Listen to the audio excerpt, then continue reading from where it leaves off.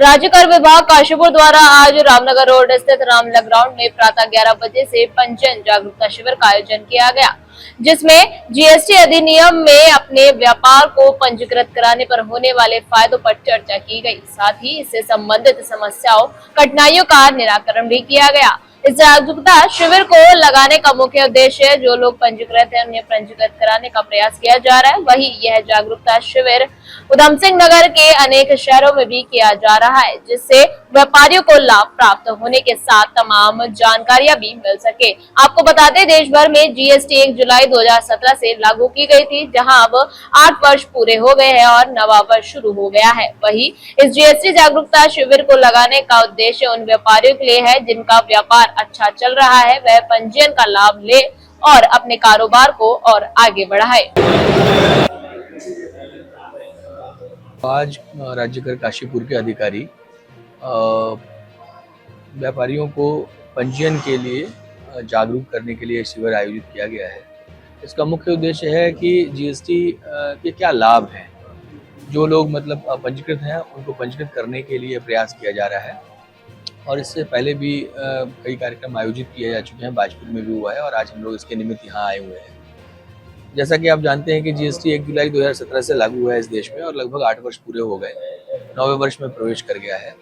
बहुत सारे ऐसे हमारे व्यापारी भाई हैं जिनका बिजनेस अच्छा है और जिनको पंजीयन के दायरे में आना चाहिए, लेकिन वो पंजीकृत नहीं है।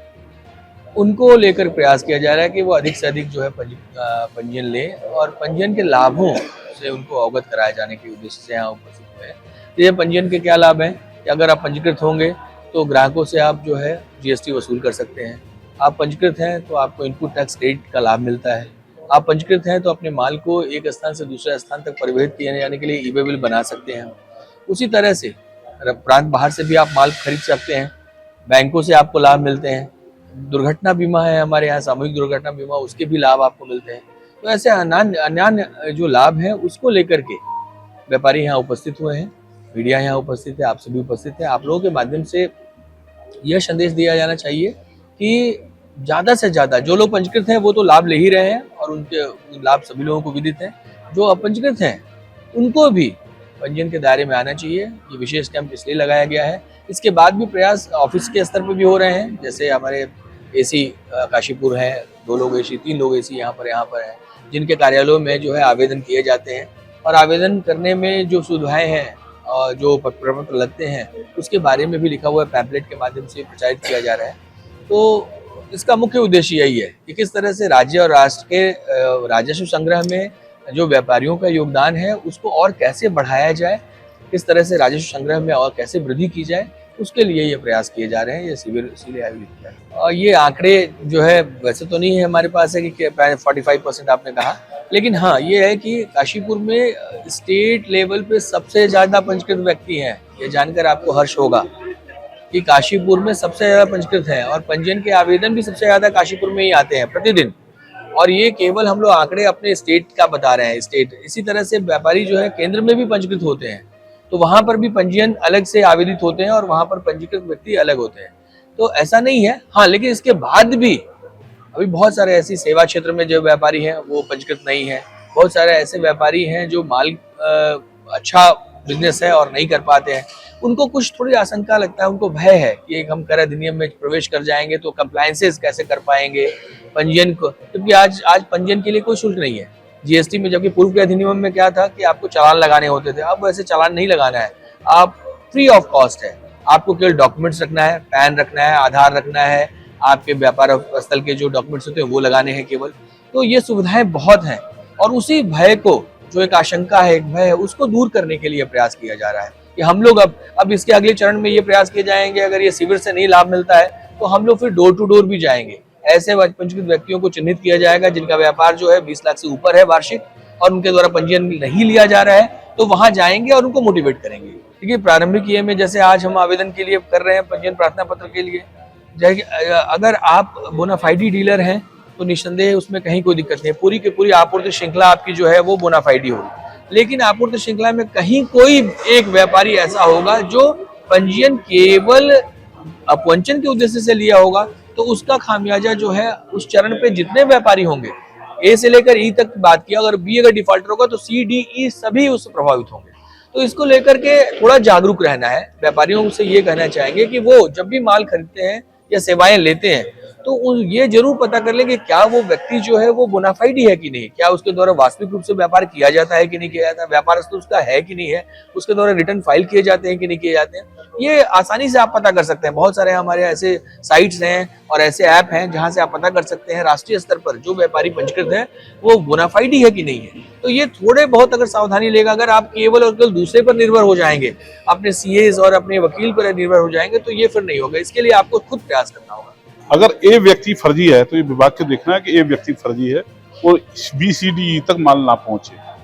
काशीपुर में ऐसे कई मैटर हैं जो ए फर्जी ए से माल लिया है और ई व्यापारी प्योर है और जो जेन्युइन व्यापारी है उसको डबल टैक्सेशन की मार पड़ रही है। तो मैं आपके चैनल के माध्यम से विभाग से और सरकार से निवेदन करूंगा, जीएसटी काउंसिल तक हमारी बात पहुंचे। इस तरीके की व्यवस्था जो उसको फर्जी वाले को विभाग नहीं पहचान पा रहा है तो उसको एक आम व्यापारी कैसे पहचान लेगा। तो उसको सुधार करें और जो डबल टैक्सेशन की मार पड़ी उसको वापस लिया जाए। वो प्रोविजन जो कानून के खिलाफ है उस प्रोविजन को तुरंत वापस लें। सर क्या होता है ना, ई वाले पर जाकर पहली बात तो माल महंगा होगा ही नहीं। रीजन क्या है, ई उसी टैक्स रेट से माल खरीद रहा है जिस रेट से माल बेच रहा है वो, तो उसको डबल टैक्सेशन पड़ेगा। सपोज किसी व्यक्ति ने 10 लाख रुपए का माल खरीदा ए से और वो ई तक बिकता हुआ चला गया, ए फर्जी है, तो जो लास्ट कंज्यूमर है उसी को पेनल्टी देनी पड़ेगी। तो ई ट्रेस हुआ। तो इसमें ई वाले को जो 18% सपोज 10 लाख का माल खरीदा है, 1,80,000 पहले दे चुका उस ई चीटर व्यापारी को, फिर 1,80,000 व्यापारी डिपार्टमेंट फिर मांगता है, उसमें उतने ही पेनल्टी लगा देता है। तो उससे ई वाले व्यापारी का ही सारा नुकसान हो रहा है। तो उसको आप इसको मान लीजिए इस तरीके से ले लें कि जो व्यक्ति 1,80,000 रुपए टैक्स देने वाला है उसको 1,80,000 तो चीटिंग वाले चले गए, 1,80,000 डिपार्टमेंट ने ले लिए और 1,80,000 पेनल्टी लगा दी। तो ये कहाँ का न्याय है।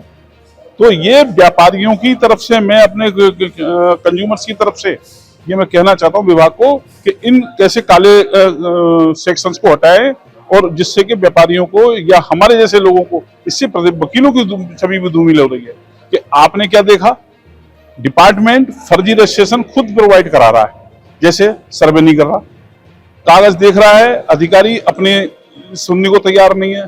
तो इस तरीके से व्यापारी जो विभाग की भी कार्य प्रणाली पर दाग लग रहा है, उसको रोकने के लिए जब हम रजिस्ट्रेशन लें तो हमें मौके पे सर्वे हो, एडवोकेट के माध्यम से हो, बाजार में जो चीटर लोग घूम रहे हैं जो चीटिंग करके रजिस्ट्रेशन ले रहे हैं उन पे भी लगाम लगनी चाहिए। व्यापारियों को निश्चित ही रजिस्ट्रेशन लेने से फायदा होगा, क्योंकि किसी को अपना लोन लेना है, लिमिट बनवानी है, तो जिसकी 20 लाख से ऊपर की टर्नओवर होगी तो उसे रजिस्ट्रेशन लेना अनिवार्य है। ठीक है, और इससे राज्य को भी कर मिलेगा, हमारे राज्य की बहुत ज़्यादा आर्थिक स्थिति मजबूत होगी और व्यापारियों को, एडवोकेट्स को एक रोजगार मिलेगा और व्यापारियों को बहुत अच्छा लाभ होगा जो भी रजिस्ट्रेशन लेंगे। व्यापारियों को तो अब तो पोर्टल सिस्टम है, आईटीसी का लाभ उसे मिलेगा जो ये व्यापारी जेन्युइन होगा वो डालेगा, तब अदरवाइज मिलेगा ही नहीं है। पोर्टल सिस्टम है, अब वैसे नहीं है कि आप बिल लेके आप आईटीसी ले लेंगे। पोर्टल बहुत बढ़िया बन चुका है और पोर्टल बहुत अच्छे से काम कर रहा है, कहीं भी टैक्स इवेजन की कोई गुंजाइश ही नहीं है। मतलब ये तो पॉलिसीज गवर्नमेंट की है, गवर्नमेंट डिसाइड करेगी कि कौन सी चीज़ को 12% में रखना है, कौन सी चीज़ को 5% में रखना है। जैसी डायरेक्शन गवर्नमेंट की होगी, एज पर एक्ट जो प्रोविजन होंगे उन्हीं को हम फॉलो करते हैं।